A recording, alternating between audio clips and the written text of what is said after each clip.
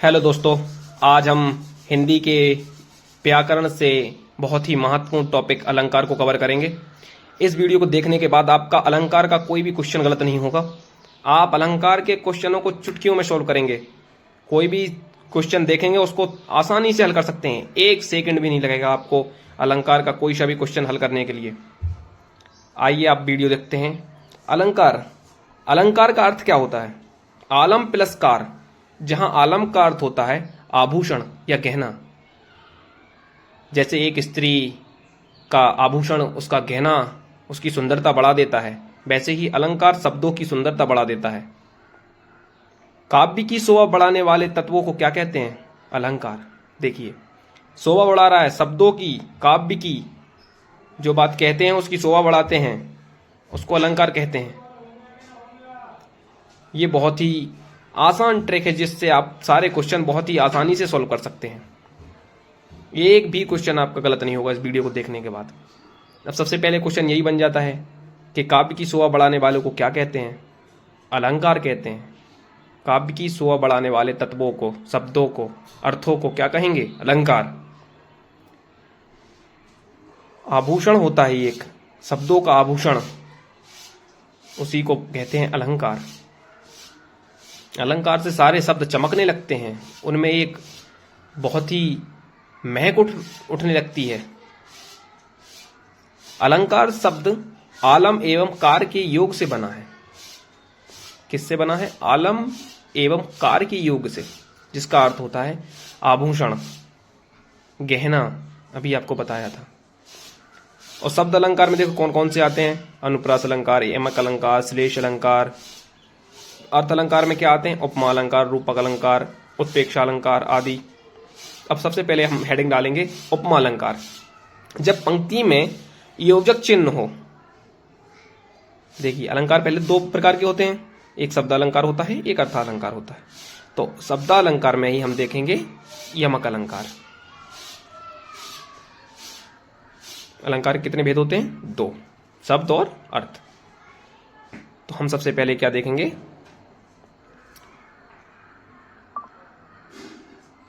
Question बन जाता है अलंकार के कितने भेद होते हैं? अलंकार के 2 भेद होते हैं, शब्द अलंकार और अर्थ अलंकार।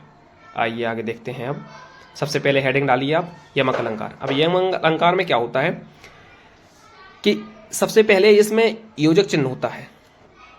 आप जब भी देखेंगे योजक चिन्ह लगा हो और उसके बाद सा, सी, से, सम और सरिश, ये शब्द उसके बाद आए, योजक चिन्ह के बाद ये शब्द आए, तो समझ लीजिए यमक अलंकार है, सॉरी उपमा अलंकार है। योजक चिन्ह के बाद सा, सी, से, सम और सरिस शब्द आना बहुत ही जरूरी है। ये आएंगे तभी उपमा अलंकार है। उपमा अलंकार क्या होता है कि ये बताता है कि एक व्यक्ति की किसी चीज से शोभा बढ़ रही है, किसी चीज से तुलना कर रहे हैं, तो उसे बोलते हैं यमक अलंकार। जैसे मुख चंद्र सा सुंदर है। मुख किसके जैसा सुंदर है? चंद्रमा के जैसा सुंदर है मुख। कर कमल सा कोमल है। देखिए, जो कर है वो किसके जैसा कोमल है? कमल के जैसा कोमल है। किसी व्यक्ति, किसी चीज, किसी वस्तु की तुलना किसी बहुत ही सुंदर वस्तु से की जाए तो वहां क्या होगा? उपमा अलंकार। और आपको बताइए ये ट्रिक बहुत आसान है। योजक चिन्ह के बाद सा, सी, से, सम, सरिश आए तो उपमा अलंकार है।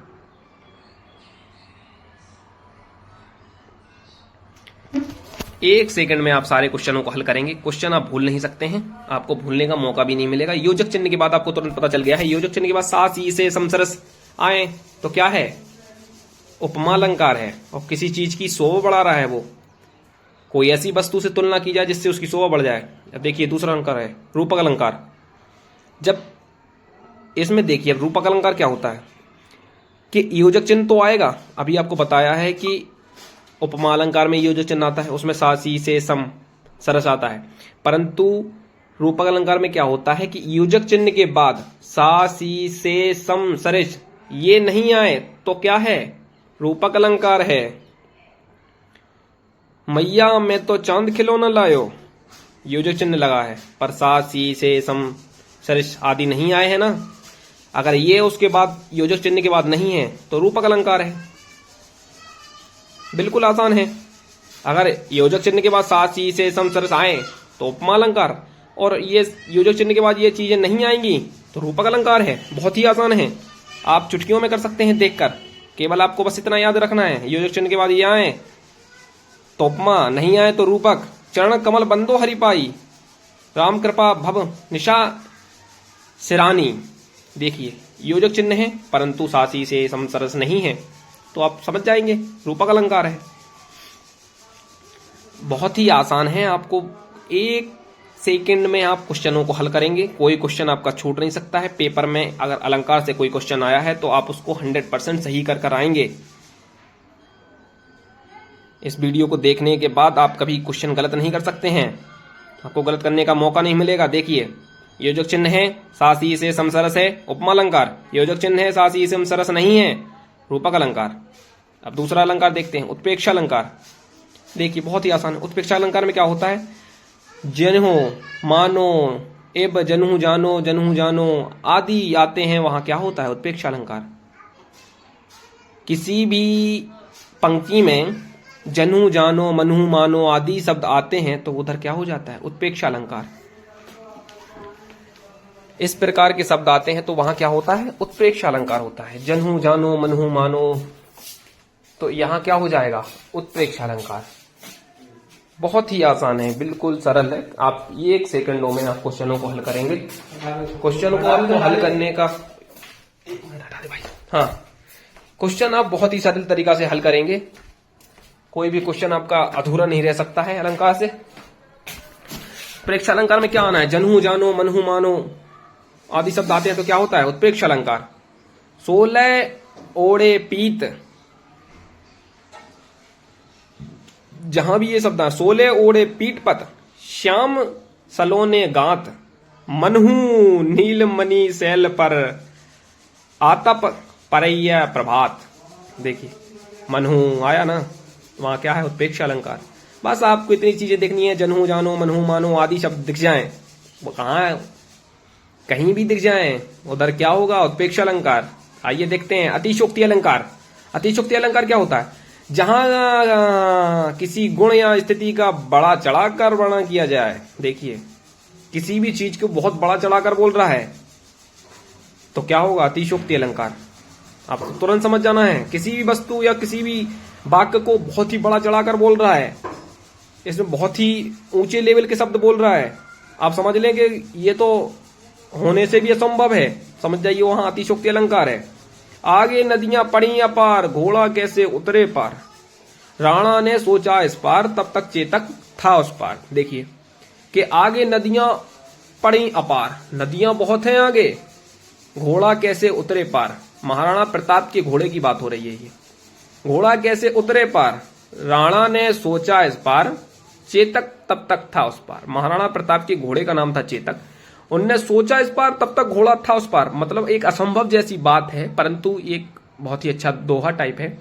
देखिए कितनी बड़ा चढ़ाकर बात कही गई है, तो आप समझ जाइए जहां कहीं किसी चीज को बड़ा चढ़ाकर कहा जाए, बहुत ही ऊंचे लेवल पर कहा जाए, वहां क्या होगा अतिशोक्ति अलंकार। बहुत ही आसान है, आप चुटकियों में हल करेंगे, कोई सा भी सवाल आपका छूट नहीं सकता है। बहुत ही आसान है, भूलने की कोशिश करना नहीं, मैं आपको भूलने दूंगा नहीं। आगे पढ़िया, आगे देखते हैं कोई दूसरा अलंकार। ये तो आपको बहुत ही आसान तरीके से आता है। मानवीकरण अलंकार। देखिए जब प्राकृतिक वस्तुएं मानवों जैसा व्यवहार करने लगे। देखिए जब प्रकृति की वस्तुएं क्या होती हैं, फूल हैं, पेड़ हैं, पत्ते हैं, कलियां हैं, अगर ये मानव जैसा व्यवहार करने लगे तो क्या होगा उधर मानवीकरण अलंकार। मानवी देख रहे हैं, मानवीय जैसा व्यवहार कर रहे हैं, जो चीज प्राकृतिक वस्तुएं मानव जैसा व्यवहार करें उधर क्या होगा मानवीयकरण अलंकार। पेड़ पौधे बादल मानवीकरण अलंकार। भावनाओं के साथ होने वाले वर्णन होता, वहां मानवीकरण अलंकार आता है। जैसे फूल हंसे कलियां मुस्काएं। देखिए फूल हंस रहे हैं, कलियां मुस्कुरा रही हैं, तो फूल कभी वो अपने आप में हंसते होंगे, एक प्राकृतिक सौंदर्य है उनका, परंतु ये हंसना मुस्कुराना तो ये मानव के व्यक्तित्व में बहुत ही अच्छा व्यवहार में दिखने को मिलता है, परंतु फूल खिली कलियां मुस्काई, देखिए हो रहा है, लोगों जैसा, आदमियों जैसा, मानवों जैसा व्यवहार कर रहे हैं। फूल, पत्तियां, कलियां, पेड़ पौधे, बादल, ये अगर इंसानों जैसा, लोगों जैसा, मानवों जैसा आप और हमारे जैसा व्यवहार करने लगे तो क्या होगा? मानवीकरण अंकार। बहुत ही आसान है, आप भूलने की कोशिश करना नहीं, आप पूरा सीख चुके हैं बिल्कुल। आगे एक लास्ट में टेस्ट होगा, उसको लगाइए, सारे क्वेश्चन हल करिए, आप जाइए पेपर में पूरे क्वेश्चन लगा कर आइए। आगे देखते हैं दूसरा कोई। भूलने की कोशिश करना नहीं। फूल हंसे कलियां मुस्काई, सागर के उर पर नाच नाच करती हैं लहरें। वाह, देखिए सागर की जो लहरें हैं वो नाच रही हैं। अब बताइए, मानवों जैसा व्यवहार हो रहा है ना, जो भी प्राकृतिक चीजें हैं वो अगर मानवों जैसा व्यवहार कर रही हैं तो क्या है? मानवीकरण अलंकार है। अब देखिए शब्द अलंकार के भेद। अर्थ के आधार पर शब्द के 3 प्रकार होते हैं, रूपक अलंकार, यमक अलंकार और श्लेष अलंकार। शब्द के आधार पर कितने प्रकार के होते हैं अलंकार? 3 प्रकार के। शब्द में रूपक, यमक और श्लेष। ये आ जाएगा क्वेश्चन कि शब्द के अनुसार कितने अलंकार होते हैं? 3 प्रकार के। अब अनुप्रास अलंकार देखते हैं। वर्ण, वर्ण जानते हैं ना, छुटा, बड़ा, छुटी, बड़ी, छुटऊ, ये होते हैं वर्ण। और शब्द क्या होते हैं? राम, काम, ताम। कोई शब्द मिलकर बने वो शब्द है, कोई अलग अलग हो वो वर्ण है। तो वर्ण बार बार आए तो वहां क्या है? अनुप्रास अलंकार। वर्ण बार बार आए तो अनुप्रास अलंकार। देखिए, चरु चंद की चंचल किरणें खेल रही थीं जल तल में। देखिए वर्ण, चा चा चा चा चा चा, देख रहे हैं चा चा कितनी बार आया है? चरु चंद की चंचल किरणें खेल रही थीं जल थल में, और मधुर चांदनी बिछी हुई थी गंगा और यमुना तल में। देखिए जहां वर्ण बहुत बार बार आ रहे हैं वहां क्या होगा? अनुप्रास अलंकार। बहुत ही आसान है, बिल्कुल भूलने की कोशिश नहीं करना। वर्ण की आवृत्ति अगर बार बार हो रही है वहां अनुप्रास अलंकार है। आप बिल्कुल सीख चुके हैं, आप कोई चीज भूलने की कोशिश करना नहीं, आपको सब कुछ आ रहा है। और यमक अलंकार देखिए, जहां शब्द बार बार आए, शब्द आए, अनुप्रास में क्या था? वर्ण आ रहे हैं, अनुप्रास में वर्ण बार बार आ रहे हैं। क्या आ रहे थे अनुप्रास में? वर्ण बार बार आ रहे हैं।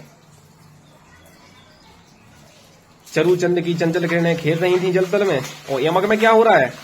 शब्द बार बार आए। देखिए, कनक कनकते सोगुने मदकाता अधिकाय, वा खाए बोराए नर या पावे बोराए, काली घटा का घमंड घटा। देखिए कोई एक शब्द आए, उसके अधिक अर्थ निकले तो वहां क्या है? यमक अलंकार। काली घटा का घमंड घटा, काली घटा का घमंड घटा। एक देखिए काली घटा होती है और एक घटा बादल होती है, तो उसका जो घमंड है वो घटा दिया। तो यमक अलंकार में क्या होता है? कोई शब्द एक बार आए, उसके अर्थ अलग अलग हो तो वहां क्या होगा? वहां होगा यमक अलंकार। माला फेरत जगमया गया, फेरा न मन का फेर, कर का मन का डारी दे, मन का फेर। देखिए एक ही शब्द आया है, उसके अर्थ अलग अलग हैं। एक माला फेरता है जिसका मन का फेर नहीं जा रहा, परंतु उसका। श्लेष अलंकार देखिए, एक शब्द के अनेक अर्थ हों। अब देखिए श्लेष अलंकार में क्या होता है? एक ही शब्द है, उसके अनेक अर्थ हैं। रहीमन पानी राखिए बिन पानी सब सून, पानी गए न उबरे मोती मानस चून। श्लेष अलंकार में क्या होता है? एक ही शब्द के अनेकों अर्थ निकलते हैं। शब्द एक होगा, अर्थ अनेकों निकलेंगे। पानी देखिए, रहीमन पानी राखिए बिन पानी सब सून, पानी गए न उबरे मोती मानस चून। एक तो पानी है, एक पानी का अर्थ पानी ही है, एक पानी का अर्थ मोती है। तो जहां एक ही अर्थ के अनेकों अर्थ निकले, एक शब्द के अनेकों अर्थ निकले, वहां क्या होगा? श्लेष अलंकार है। बहुत ही आसानी है। पानी का पहला अर्थ है मनुष्य के संदर्भ में जब उसका मतलब विनम्रता से है। रहीम कह रहे हैं कि मनुष्य हमेशा विनम्रता पानी होना चाहिए। पानी का दूसरा अर्थ आभा, तेज तथा चमक है, जिसके बिना मोती का कोई मूल्य नहीं है। देखिए एक तो पानी वो है, एक पानी जैसा मनुष्य हो, बिना पानी के किसी का कोई मूल्य नहीं है। श्लेष अलंकार है। एक शब्द के अनेक अर्थ निकल रहे हैं, वहाँ श्लेष अलंकार है। बिल्कुल सीख चुके हैं आप, आपको सीखने में कोई भी दिक्कत नहीं हुई है। सारी चीज़ें बहुत आसानी से सीख गए हैं आप। आगे एक टेस्ट होगा।